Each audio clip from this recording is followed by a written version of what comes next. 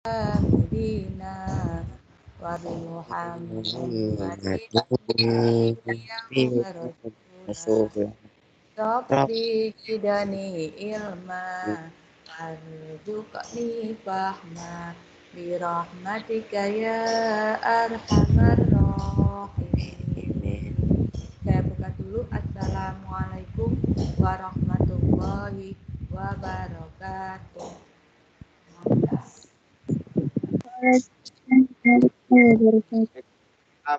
Baik anak-anak, terima kasih. Bu Nur tanya dulu ya, kira-kira PowerPoint yang Bu Nur tampilkan ini nampil nggak di HP kalian? Start not responding. Ingat, bentar ya.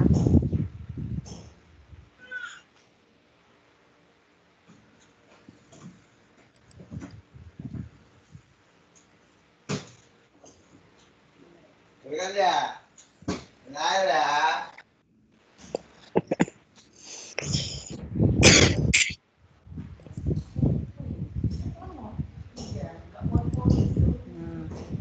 Sudah nampil ya anak ya? Tampil ya? Kelihatan? Kelihatan. Kelihatan jelas nggak tulisannya?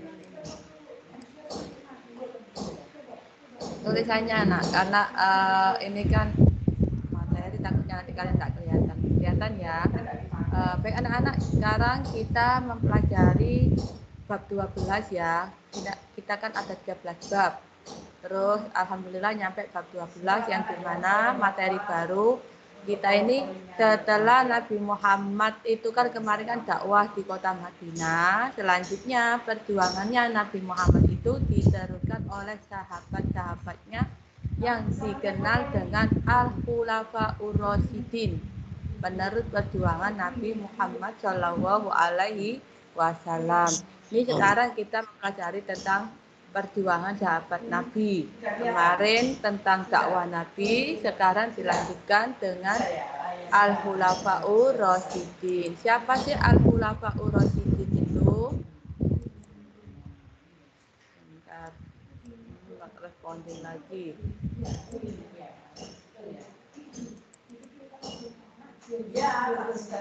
Ya nak ya. Nah, ini. Siapa Al-Khulafaur Rasyidin itu? Al-Khulafaur Rasyidin adalah pemimpin ya. Pemimpin yang diberikan petunjuk oleh Allah Subhanahu wa taala sebagai penerus Nabi Muhammad. Bukan sebagai nabi lo ya, sebagai penerusnya. Nah, Al-Khulafaur Rasyidin itu memiliki pribadi-pribadi terbaik yang hasil didikannya oleh Rasulullah Shallallahu Alaihi Wasallam. Al-Khulafaur Rasyidin mempunyai arti pemimpin yang diberikan petunjuk oleh Allah Subhanahu wa taala sebagai pengganti Rasulullah. Berapa jumlahnya? Nah, mereka itu berjumlah 4 orang. Siapa saja? Di antaranya ada Abu Bakar As-Siddiq, ada Umar bin Khattab, ada Utsman bin Affan, dan ada Ali bin Abi Thalib ya. Nah, kita akan bahas satu-satu. Yang pertama itu ada Abu Bakar As-Siddiq. Nah, Abu Bakar As-Siddiq terlahir pada tahun 573 Masehi. Nama aslinya adalah Abdullah ibnu Abu Quhafa. Ia mendapat gelar As-Siddiq 7H, yang artinya yang benar setelah masuk Islam. Bu, kenapa kok diberi nama As-Siddiq? Karena pada waktu Nabi Muhammad mengalami perjalanan Isra Mi'raj ya, perjalanan Isra Mi'raj itu hanya Abu Bakar As-Siddiq yang membenarkan cerita Nabi Muhammad. Karena itulah beliau mendapat gelar As-Siddiq yang artinya benar ya. Nah, dari Abu Bakar As-Siddiq ini menjadi seorang pemimpin yang pertama kali setelah melanjutkan perjuangan Nabi Muhammad. Nah, pada masa Abu Bakar As-Siddiq menjadi seorang khalifah atau pemimpin negara, Abu Bakar mempunyai program-program yang terkenal, di antaranya. Nah, ketika Abu Bakar menjadi seorang pemimpin, program itu kan kayak program kerja, ya. Jadi Abu Bakar ini mempunyai beberapa program yang akan dilaksanakan pada masa kepemimpinan Abu Bakar As-Siddiq. Yang diantaranya Abu Bakar memerangi orang-orang yang keluar dari Islam atau murtad.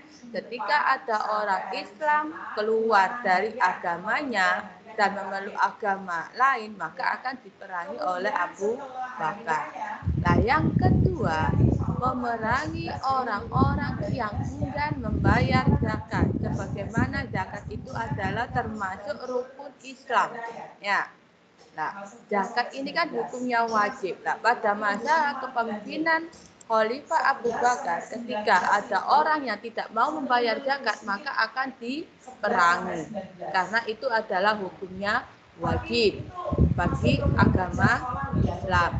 Yang ketiga, memerangi orang-orang yang mengaku nabi atau nabi palsu. Nah, setelah Nabi Muhammad Shallallahu Alaihi Wasallam itu wafat, banyak orang-orang yang mengaku sebagai nabi.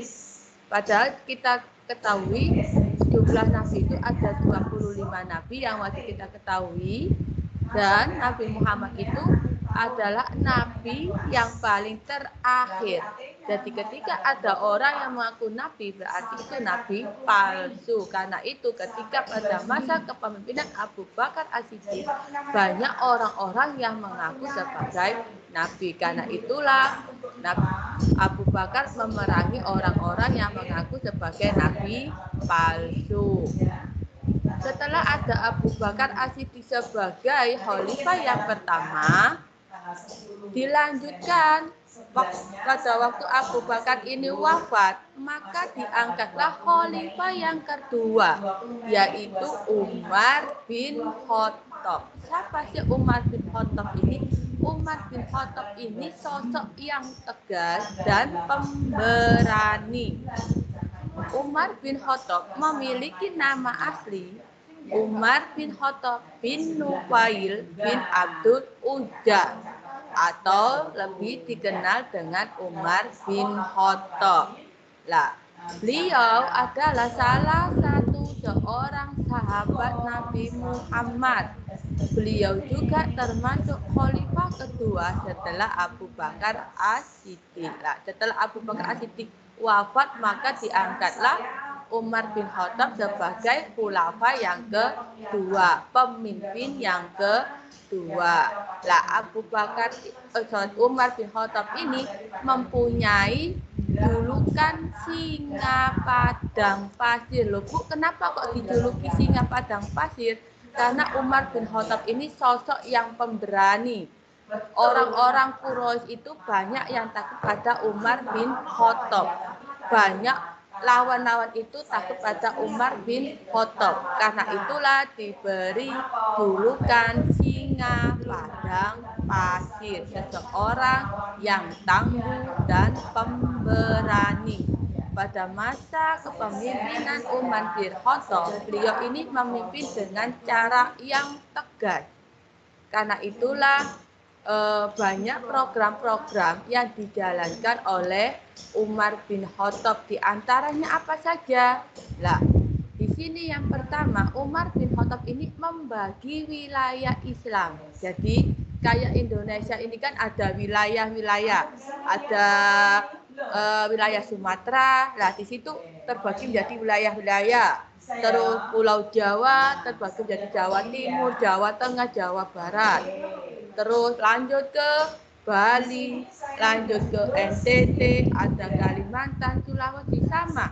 Ketika pada pemerintahan Umar bin Khattab juga membagi wilayah agama Islam, dibagi-bagi lah. Dari satu daerah itu diangkat pejabat-pejabat untuk bertanggung jawab pada wilayah-wilayah yang telah dibagi oleh Umar bin Khattab.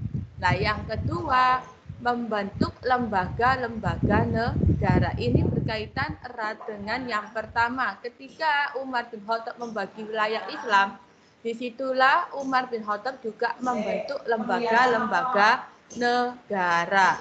Setelah membentuk lembaga-lembaga negara, Umar bin Khattab juga membentuk Dewan Hakim. Gunanya apa Dewan Hakim ini? Gunanya itu adalah untuk menyelesaikan sebuah masalah. Jadi hakim ini sebagai pemutusnya. Nah, yang keempat, Umar bin Khattab menetapkan kalender Islam. Kalender Islam itu apa? Hijriah. Nah, dari sinilah Umar bin Khattab menetapkan kalender Islam. Setelah Umar bin Khattab wafat, dilanjutkanlah perjuangan yang ketiga, khalifah yang ketiga. Ada siapa? Di sini ada Utsman bin Affan. Utsman bin Affan ini salah satu sahabat Nabi Muhammad yang terkenal baik hati dan dermawan karena Utsman bin Affan ini berangkat dari orang yang kaya raya. Dan hartanya itu digunakan untuk kepentingan rakyatnya.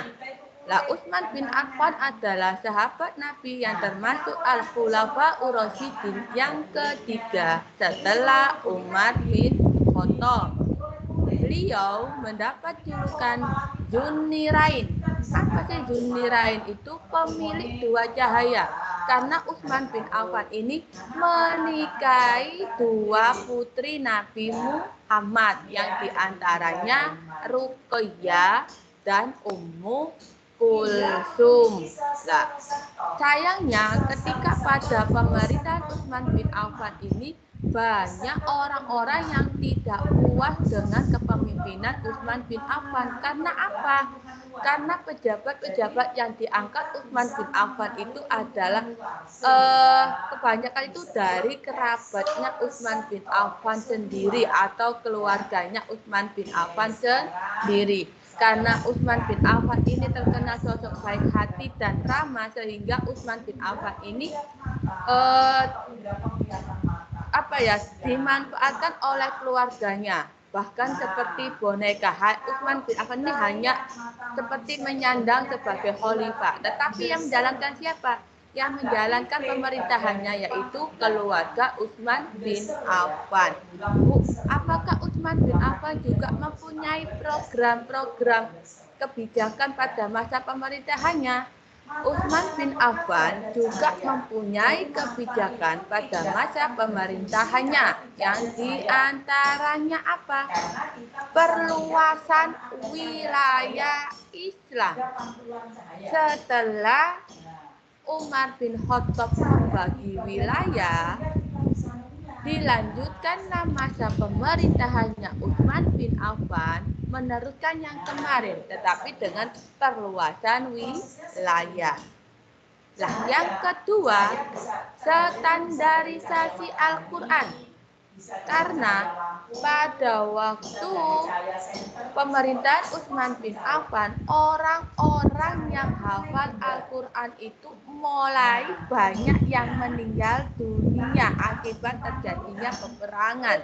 Nah, karena peristiwa itu, maka Utsman bin Affan itu mengumpulkan orang-orang yang tersisa yang hafal Al-Quran.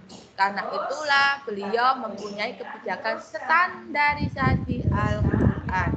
Dimulai dari sinilah pembukuan Al-Quran pada masa Utsman bin Affan. Lah, yang ketiga, pengangkatan pejabat negara. Ini tadi di awal Bu Nur katakan, pengangkatan pejabat negara ini Utsman bin Affan banyak mengangkat pejabat dari kerabat-kerabatnya, dari saudara-saudaranya sendiri. Itulah kenapa banyak rakyat-rakyat itu yang tidak puas dengan kebijakan Utsman bin Affan. Lah, yang keempat, pembangunan fisik, di antaranya Utsman bin Affan membangun bendungan, jalan, jembatan, masjid, dan lain-lain. di akhir kepemerintahan Utsman bin Affan ini, Utsman bin Affan ini meninggal karena dibunuh. Siapa yang membunuh? Yaitu orang-orang yang tidak puas dengan kepemimpinan Utsman bin Affan. Karena itulah beliau meninggal karena dibunuh. Nah, lanjut setelah masanya Utsman bin Affan ini selesai, tidak ada kepemimpinan, maka diangkatlah khalifah yang terakhir, yaitu Ali bin Abi Thalib. Siapa sih sosok Ali bin Abi Thalib ini? Ali bin Abi Thalib ini adalah anak dari paman Nabi Muhammad, yaitu Abu Thalib. Nah, Ali bin Abi Thalib ini dikenal sosok yang cerdas dan sabar.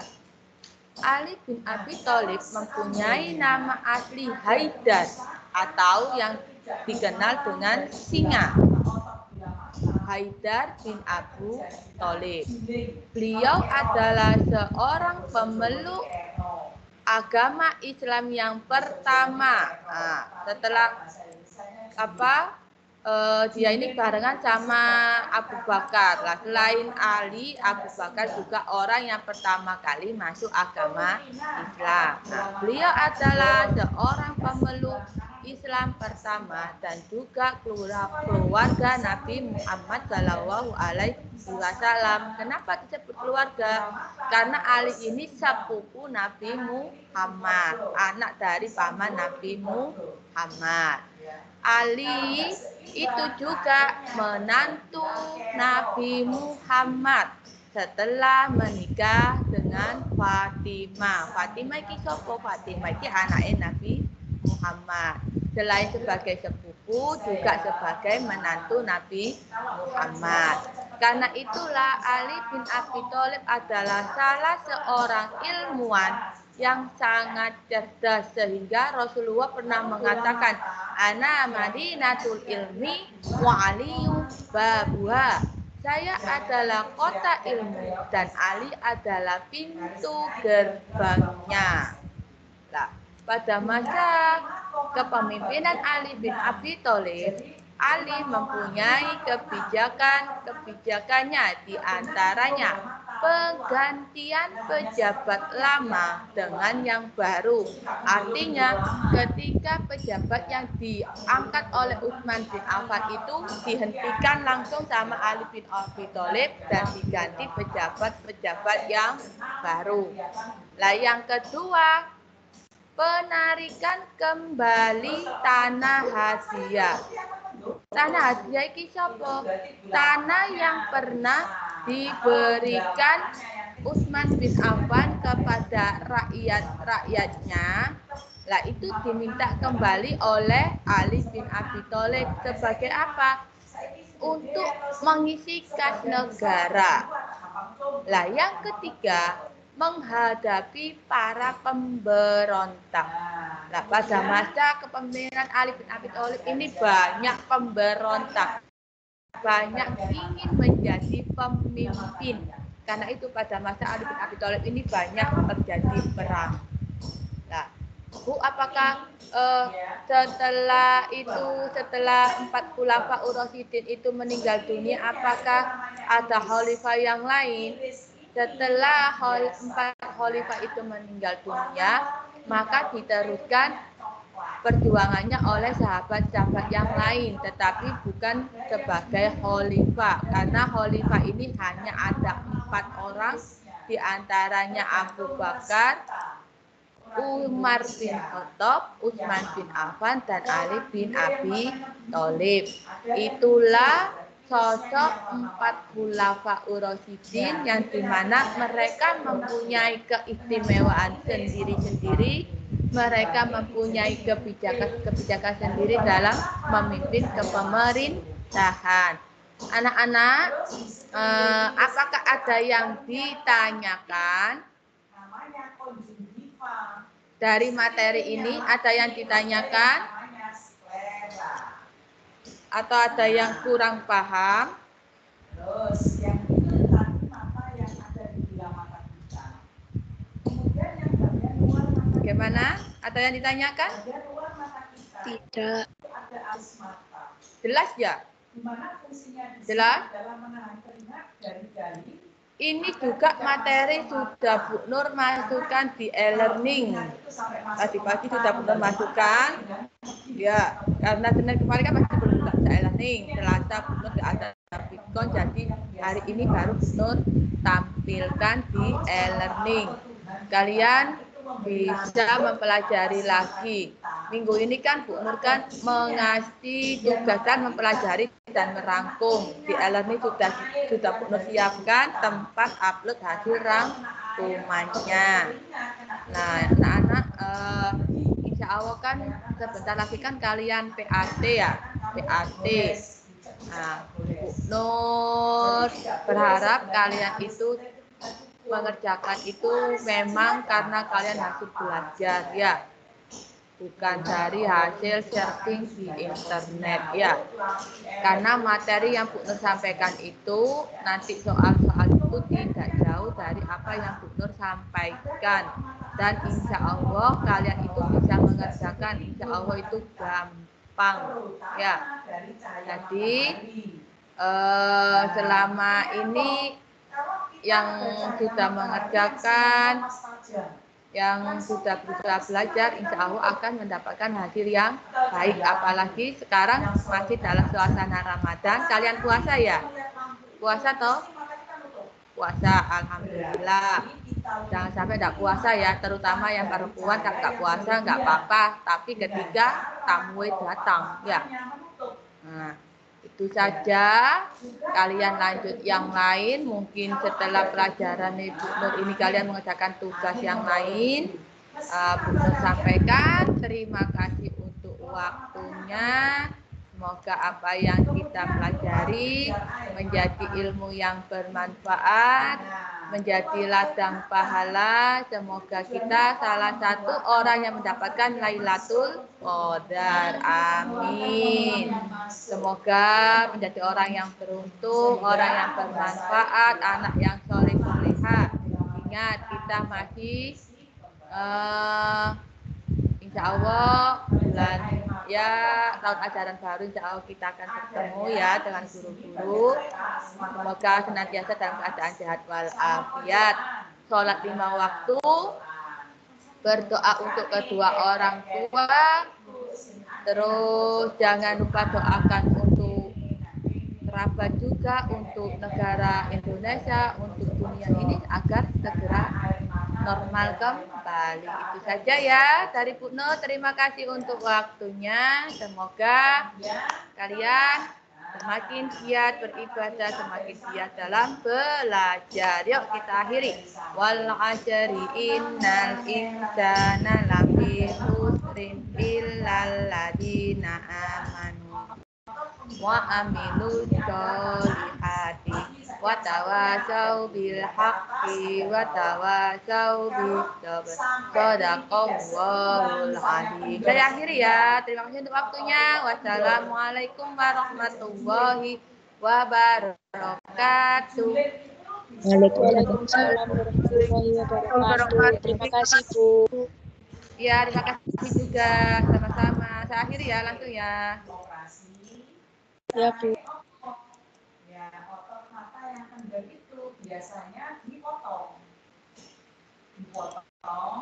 kemudian diseimbangkan dengan mata yang otot mata yang normal. Jadi misalnya yang kanan kendor, otot mata yang kanan dipotong, diseimbangkan dengan kaki sehingga nanti matanya bisa setengah. Tapi yang harus direkam kan? Untuk pemotongan otot penggerak mata ini tidak bisa langsung, biasanya berkali-kali proses operasi. Makanya